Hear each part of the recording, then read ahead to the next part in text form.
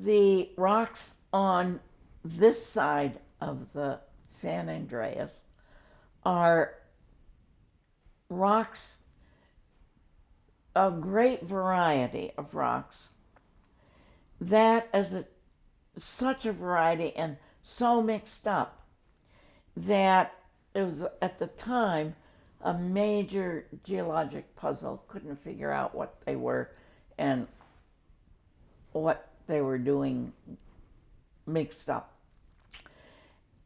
It turns out the San Andreas was not just that main big fault that we're aware of, but that it was that the whole Bay Area from either even beyond the San Andreas all the way across California is cut by faults, generally north, southwest, southeast and northwest faults, like the San Andreas, and that the rocks of the Bay Area were affected in the wonderful terms of David Howell, a USGS geologist. The rocks have been sliced and diced throughout the Bay Area. So you get bits and pieces of unique, identifiable rocks.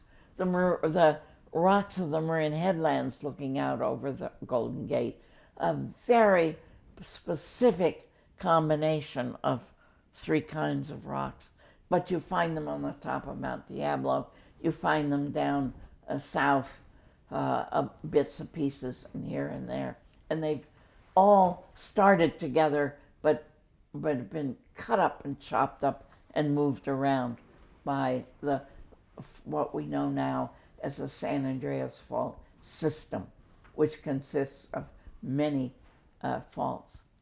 The other interesting aspect was that not only are these rocks very interesting and all split up and moved around, but the story of how they formed was very puzzling, and it turns out that the magic of the plate tectonic theory, and here I use theory in the scientific sense, not as something that might be possible, but an idea, encompassing idea test.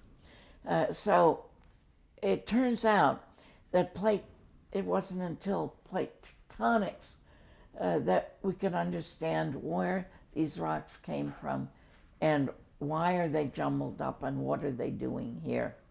Because they're called the Franciscan rocks, the Franciscan complex, and complex they are.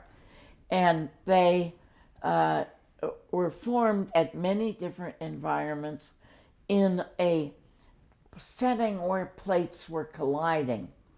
And back in the Mesozoic, when the dinosaurs were roaming, the ancestor to the Pacific plate, called the Farallon plate, was colliding with the North American plate, and the Farallon plate was sinking or subducting beneath the North American plate.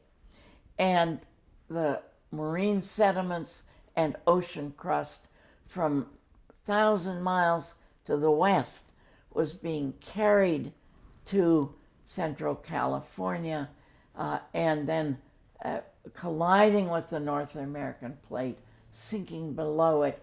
And as it sinks, some of the North American plate is getting scraped off, different kinds of rocks.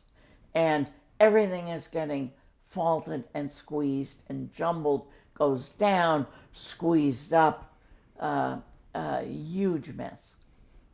And the result is the Bay Area's incredible variety of rocks and of different types and ages, from deep sea ocean crust and sediment to volcanic stuff and surface sediments and all. And it makes Bay Area geology just incredibly interesting and very hard to figure out. As a grad student, we sat around and puzzled and there are kinds of sandstones here that you would think would have eroded off the Sierra Nevada, but they don't match the Sierra Nevada, and they actually came from further south. So really interesting.